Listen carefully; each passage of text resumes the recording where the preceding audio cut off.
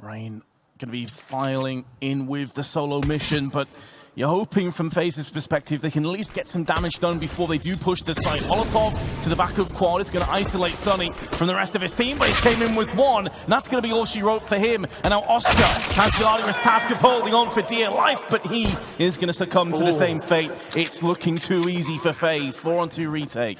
Yeah, Chris J and Snacks have got their work cut out for them now. Snacks does have the kit, but 4 kills to find. Chris J has to be the linchpin in this one. He's coming from A main, but look at this setup. They've got a boost towards Quad. Crossfires on the side, but Chris J shuts down too!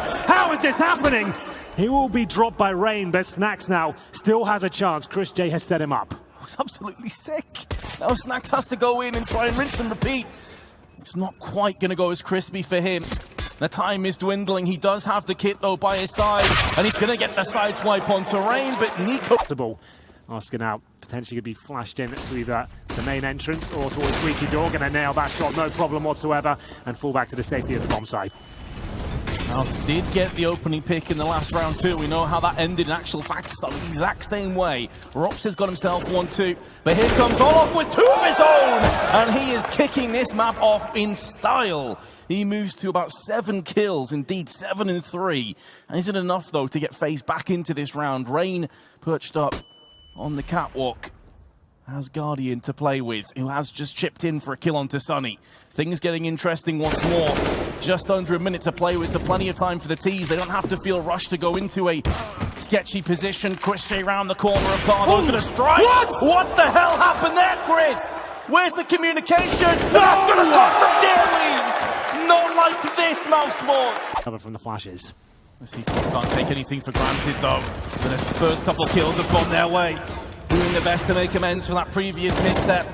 And it looks like it's going to go convincingly in their favor. Nico's going to do a bit of damage on his way out, but Mousesports... He's playing at the headshot position with the orb now. Rain, once again, being thrown in. This is what Carrigan's role used to be. It looks like Rain, they've changed things up. He's the one who goes in now and tries to make the kills happen, and maybe this is why, because he's got the potential to find those headshots and pull rotation. Chris J, it's worked perfectly. As soon as he tries to rotate, Carrigan's there to take him down. And what happens here? 10 seconds remaining. Oscar will find Rain, but it could be too late because the bomb, that's being planted in B-Vins. No kits, no nade. Sunny and Co holding towards A. No significant changes from Mousesports. Rob still holding that white box, and there is a leg shot coming through towards Nico there. And looks like the A execution coming in thick and fast from Faze. Oh, I was going to say Oscar's going to be called on, but his head's been removed, courtesy of Rain, who's belligerent on his aggression. Rob's still struggling to get any kind of footing in this map. He's going to be leaning on Sunny to clean up as many players on the approach as possible, but it's another post-plant scenario with 4 terrorists remaining, albeit Nico and Carrigan getting low, but Carrigan is going to fight back with the AK headshot. It's going to be very difficult for the CTs to push now. They have no grenades remaining. Olaf Meister is still batting it down from Highway. Nico perched in Squeaky, and Rain playing possum very patiently on Quad. Olaf going to make a move up Highway to change his angles, and that's going to yield him a kill alongside Rain. And they have shut off this round. Goes for another pretty standard setup here, but look at the damage being done. Great stuff at the start, but even better from Carrigan. Finds Snack straight away. They might commit to this as Chris J has to pull back towards the site. They think better of it, though, Henry. They're not going to just go all in just yet. And again, that disciplined approach by Faze shining through. They just back away, lumber their way back to T-spawn. Bomb in Carrigan's hands once more. There's so much time left. Mousesports can't completely bite down on this B side, so they're going to start to move back onto mid.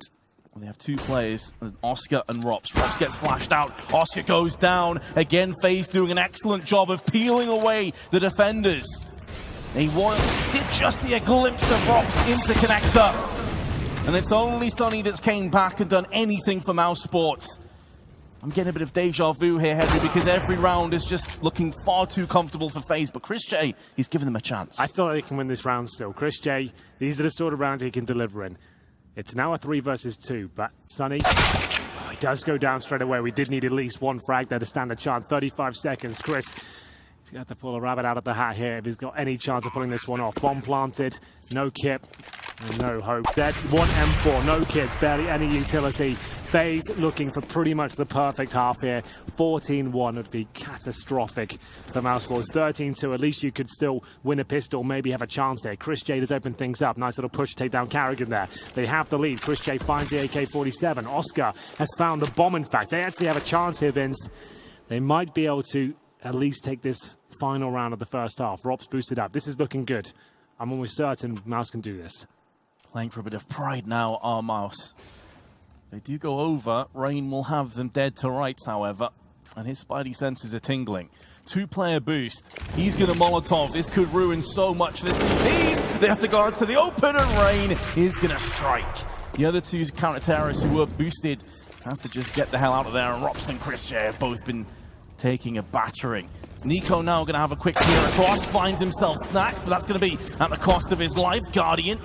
That's fire, dude. You don't want to run through that.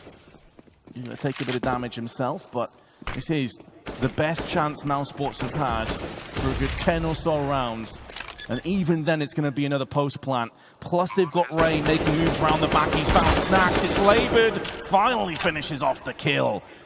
And that could be the moment that sees Faze take the 14-1 halftime scoreline. Chris J should get the kill onto Rain, but remember, they've got to get to the bomb.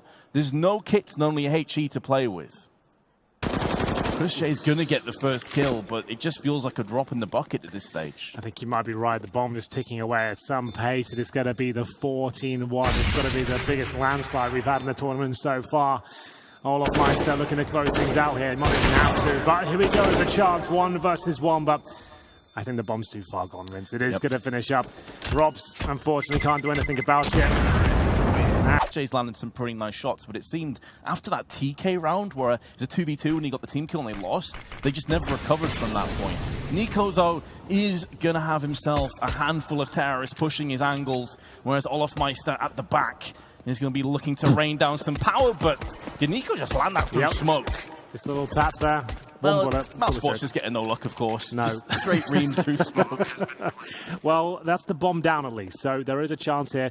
Kit available for carrying. He's also got the smoke as well, which does make things a little bit more chaotic when the defuse does come in. Oscar knows he has to start landing shots here. They can't get too close, but Nico's just not missing a thing. 5 versus 3 now. Oh my goodness, Nico is just an absolute beast.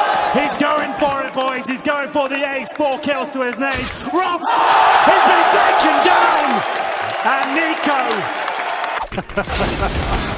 Well, Carrigan, he'll find what's going to be one of the final kills of this map. 5 versus 4 as quick as that, trying to get the first pick. But we've always said this, Vince, it's a best of 3. It doesn't actually matter what the scoreline is.